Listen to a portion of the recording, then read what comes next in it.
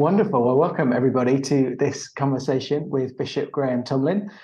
Bishop Graham was the area bishop of Kensington in London area until recently, when he left to set up the Centre for Cultural Witness, and a project trying to retell the Christian story in the public sphere.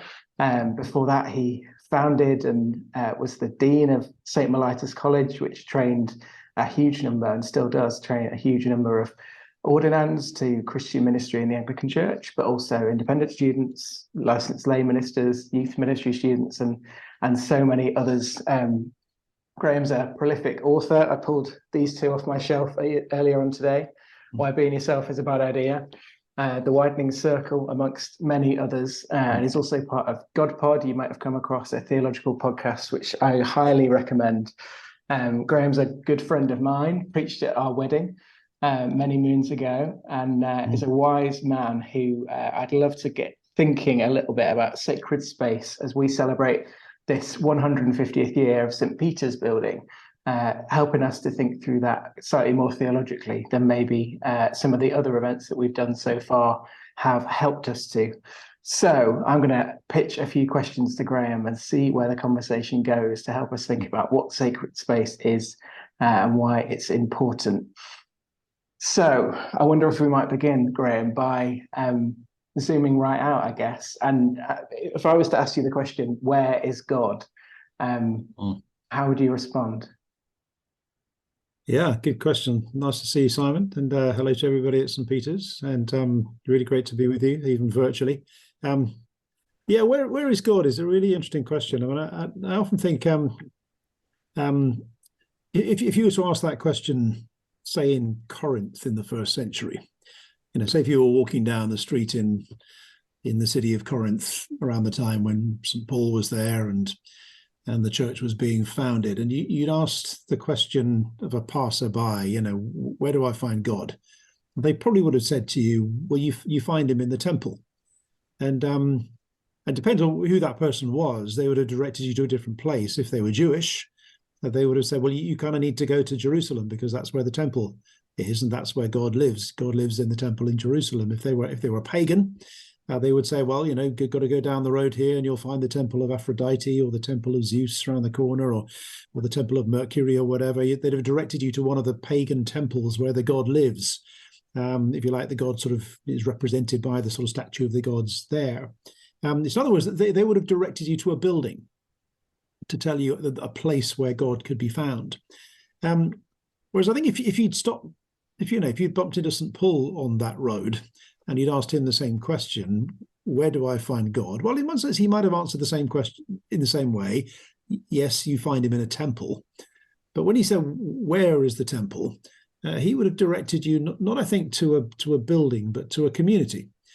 He'd have directed you to maybe a house down the road where the Christian church was meeting, or a group of Christians who were meeting in a separate place, and so on. And I suppose, and I guess the thing that makes me think that that's what he would have said is that key verse that comes in 1 Corinthians 3, which is written to that very church in Corinth, where Paul says, do you not know that you are God's temple and that God dwells in you? And I think that's really interesting. So we ask the question, where is God? Well, it's actually, the God is found within the Christian community. Now, there's a kind of step back you've got to make before that, because, of course, if we were to say, where is God? Ultimately, we would say that God is in Jesus Christ. Where does God make himself known for us? He makes himself known in Jesus Christ. That's where we find God. But, of course, Jesus Christ is not present with us in the flesh now. And so where is he? Well, he is present by his Spirit among his people. And so his people are the temple of the living God. So ultimately, I think that's where I'd say the answer is. Where do we find God? We find him in Jesus Christ. But now, since the resurrection and the ascension, we find God amongst his people, made present by the Holy Spirit, and the church, which is the temple of the living God, as it were.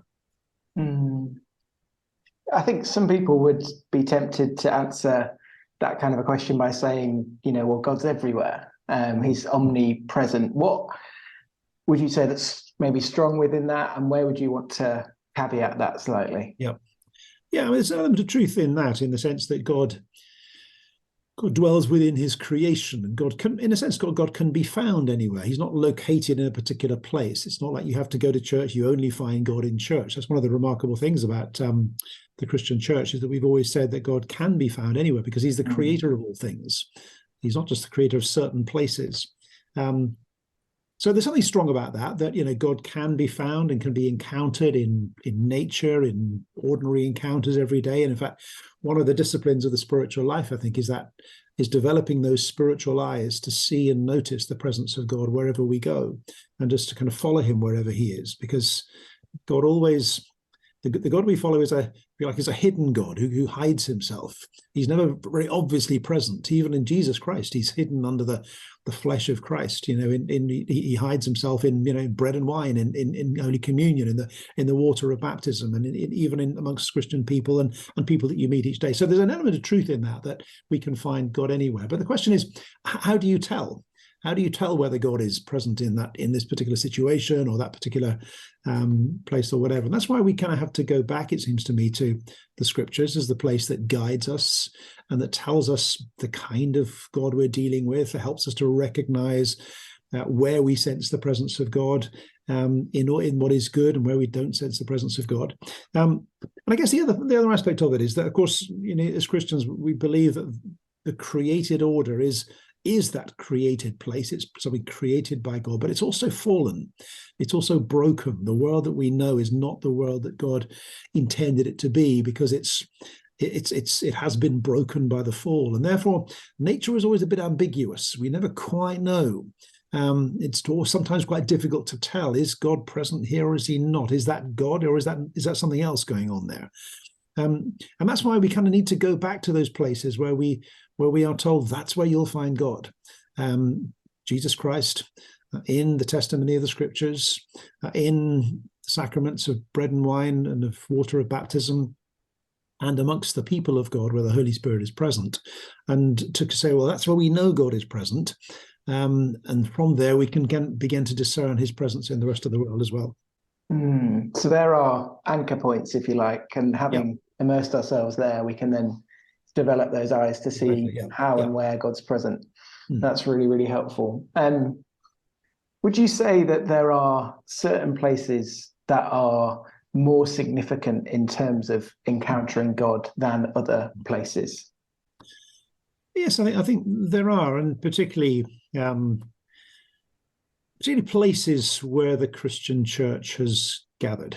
And there's something, I guess it's obvious, isn't it? You go into a church and you become more aware of the presence of God than you do when you go into Tesco's or Sainsbury's or B&Q down the road. It takes a certain wisdom perhaps to spot God in B&Q. I'm not saying he's not present there, but there's something about a church that kind of alerts you to his presence and kind of guides you into it. And it's not that God is present there and he's not there in B&Q.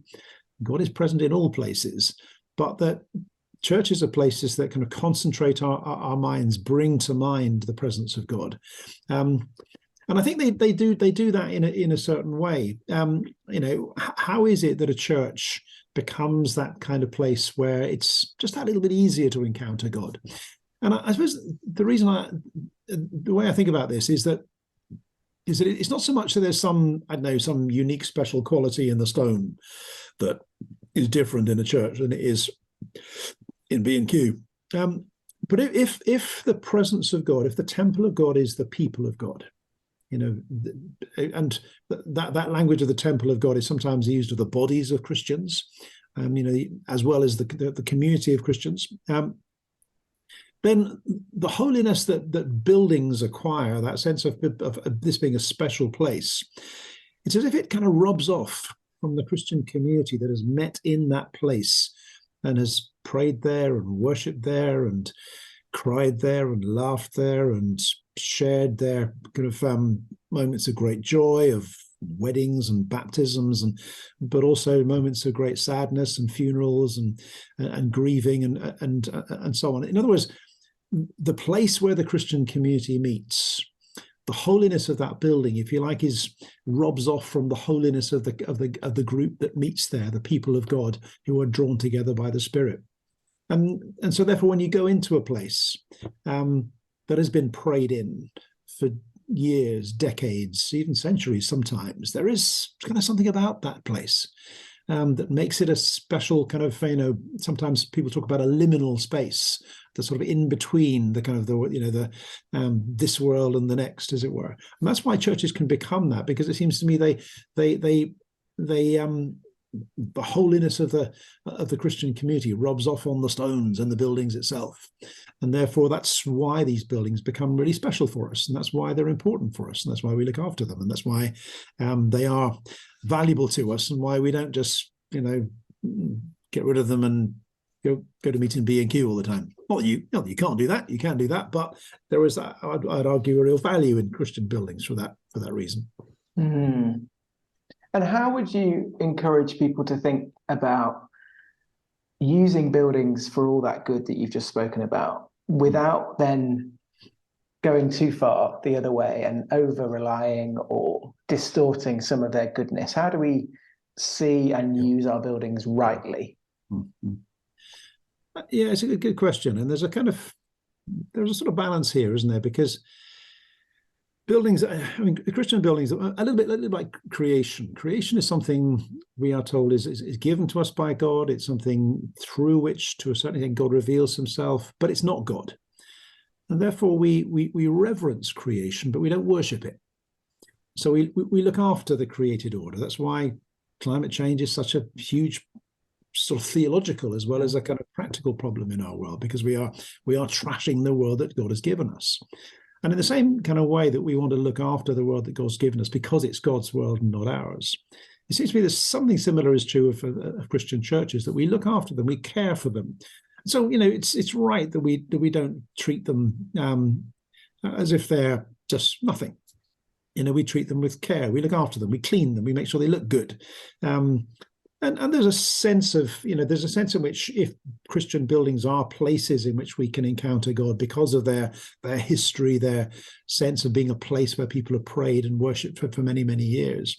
And Christian buildings need, and maybe certain parts of it need, that sense of sort of reverence or sacredness of holiness. And certain parts of a building may have that, maybe around the communion table, maybe around the font, maybe around some other parts of the church. At the same time, though, it seems to me that Christian buildings are part of the activity of that body of Christ, the temple of God that meets there, is also its outreach to the wider community. And therefore, it seems to me that buildings also need to be used creatively for the outreach of the church. There can be an approach of saying, because these buildings are special, we must preserve them in aspic, never change anything, keep it exactly as it is. And so, for example, you often get churches where, there was a kind of Victorian habit of putting in pews in churches. And it does go back to Victorian times. The Victorians were very keen on pews. Before that, churches didn't really have pews much. If you go back into the Middle Ages, and no cathedrals had pews. If you go to Orthodox churches, they don't have pews. Pews were a kind of temporary fashion, if you like, in the church. Now, there are many churches today that would say, well, actually, if we're going to reach out to our local community, if we're going to make this space something which people can use, where we can use it more than just for a couple of hours on a Sunday, actually what we need is a much more flexible space, maybe keeping some parts of the church as sort of sacred and holy, and special, like around the communion table or whatever in the sanctuary. But let's actually open up the rest of the space to the wider community. And that seems to me the right kind of balance, so that the church building is used for the mission of the church, opened out for a wider community, but also maintains that space of specialness. And I can think of churches I've been into where they've removed the pews, they've become places where mums and toddlers can come in, where people can feel at home, and there's a kind of homeliness about the main part of the building. But if you like, the sanctuary, the place where around the communion table, that's kind of kept separate, it's kept special, it's kept it's not the kind of place where the toddlers run around all the time and and leave their toys everywhere, because there's a place that yes, this is a community building, but it's also a place where we can encounter God. And they've managed to kind of maintain this balance between kind of using it creatively and thoughtfully and adapting it for use and mission, but also that sense of specialness as a place where we can encounter God. I think reverencing without worshipping, that's a brilliant way of thinking about this, isn't it? Because worshipping anything that isn't God is going to lead to some form of ruin, isn't it? That's idolatry of any kind, whether it's a carved idol, as in the scriptures, or a church building here today, reverencing, appreciating, enjoying, but not worshipping. God's the only one to be worshipped. He started to lead us on to thinking about the role of churches for those who don't come to them, the outward dimension of them for their community. And I think it was the former Bishop of London, wasn't it, that said that an empty church is like the palace of a long forgotten king. Your latest work is about kind of cultural witness, outward proclamation. What value, if any, do you think church buildings have in that kind of a role? What do they say to the communities that live around them, even if they have very little to do with them? Yeah. Well, there's something about buildings and their architecture that they kind of make a point just by being there. It often strikes me, we have spires in our churches. A lot of churches, not every church has a spire. Some of them have towers and so on, but a lot of our churches have spires. And you think, well, what's the point of a spire? And the point of a spire, I think, is that it points somewhere. It kind of points to a different dimension. It says, look up. Not everything that is real is what you see around you. There is another dimension to life, and that's what a spire does. And so a building, if you like, almost by its very presence, points to another dimension. Even if it doesn't have a spire, the fact that it's there as a recognizable Christian church makes the point about the presence of God in a community. It seems to me that the church, any local church, kind of represents Christ in that community by if you like, in three ways: by what it is, by what it does, and by what it says. And that dimension that the church represents Christ's presence by what it is, simply by being there as a building that is marked out as different, that is a church, maybe with a spire pointing upwards, saying there is another dimension, there's another reality, there's an unseen reality that is every bit as real as what you can see around you. Just by being there, it says something about the presence of God. The churches also represent God by what they do, our acts of compassion, our acts of outreach, our, setting up a food bank or a drop-in centre, or acts of compassion for a local community, or praying for the sick, or whatever it might be. Those actions of compassion. And a church represents Christ by what it says, by the sermons that are preached, by courses that are run to help people find faith, those words that we use to invite people into relationship with God that we call evangelism.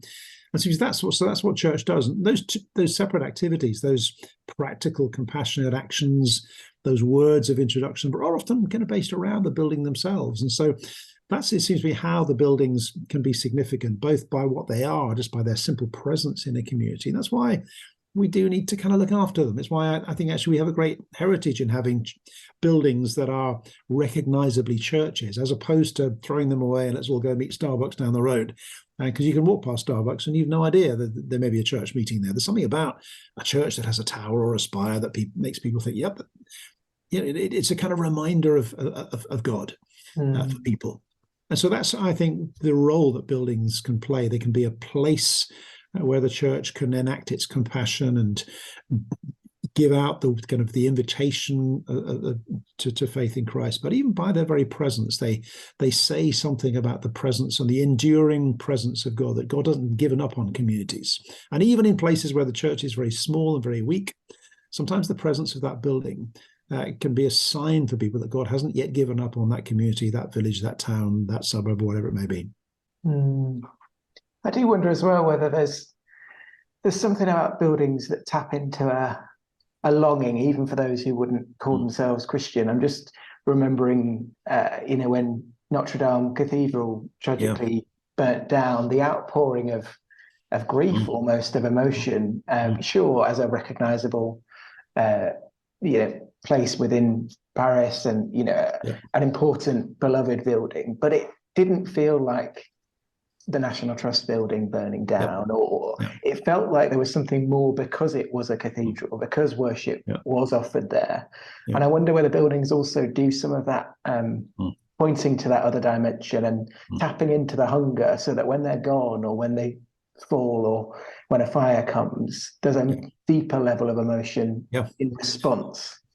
I think that's right, and it's also because very often these days churches are some of the oldest buildings in communities around the place. I mean, your building, I think, is 150 years old. I don't know how many other buildings are 150 years old around your part of Bury. Certainly in other villages around the country, you've got churches that are 500, 600, even 1,000 years old sometimes. And that says something about the longevity of Christian faith, that this is something that is not a kind of quick fad that's just come around in the last 10 years. It's been around a lot longer than Instagram or Twitter, and it'll be around a lot longer after we've all stopped using Instagram and Twitter. This is not a fad. This is, these are places where people have brought their longings, their hopes, their prayers, their moments of great joy, their moments of great grief. These are buildings in which people have brought their babies to be baptized. It's moments. These are buildings towards where people have made sort of marriage vows to each other. These are buildings where we bring our dead and we say our final farewells. These are buildings with great human significance, not just in a kind of temporary way, but over centuries. And so in some ways, by the presence of those buildings, they kind of remind people that Christian faith has deep roots in our culture. It's actually been a hugely formative part of our way of life. And it's something that is actually held and kind of helped to process those moments. I mean, we saw that a little bit during the Queen's death and her funeral. That during that week, that so many of the ceremonies connected to the Queen's funeral were deeply Christian, and it kind of uncovered the kind of Christian roots of our constitution and of our nation in a way that the Church, the Scriptures, the wisdom of God could somehow hold the grief of the nation at that moment. And that's kind of what churches do as well. They remind us that Christian faith has long, it's a tried and tested thing. And maybe at the moment, we may have as a culture drifted away from Christian faith in our day, in this particular part of the world. But it's still there, and it has been for centuries. The tide may be going out by now in Christian faith, but tides come in again. And we wait for the time when it will. Yeah, that's so helpful. And I think there's so much in there that's going to help us celebrate the goodness in this building, but also, like you said, think about how it can continue to glorify God well into the future. I know before too long we're going to be wanting to really get our teeth into that, but this year particularly celebrating all that it has been, all the people that have worshipped and prayed, and all that we inherit from them, even if we haven't met them. Bishop Graham, what you've said has been really, really helpful. Anything in conclusion that you'd want to bring as we embark on this celebration of the space? Anything finally you want to say to the people of St. Peter's? Yeah, well, it's been great to share with you for a short period, and I think as you go into a period maybe where you're looking at your building and maybe renovating, changing, bringing about sort of things to it, I think it's good to sort of think of that as a kind of metaphor for if the temple of God as Christians is not actually the building, it's the Christian community. That doesn't mean that the building can't be holy, because the holiness of the community rubs off on the building, if you like. But if the temple of God is the Christian community, and you're spending your time renovating, making the building look good, make sure you don't just do that, and don't pay attention to making sure that the real temple of God is renovated at the same time. And sometimes building projects can be a real spur to a kind of spiritual renewal, just as much as the building finds renewal at the same time. And so you always want those two things to go hand in hand, a kind of renewal, a restoration of the building, repurposing it for mission in the contemporary world, at the same time as a kind of process of spiritual renewal, of rededication of lives to Christ, and a kind of renewal of purpose and focus on the life of the Christian community and individuals within it. So I'd try and do those two things at the same time. Yeah, amen to that. Thank you so much. Really appreciate your time, your wisdom, your godliness, and everything you've fed into us here. Thanks so much. Thank you, Simon, and great to see you. And I hope that your celebrations go really well, and God bless you all at St. Peter's.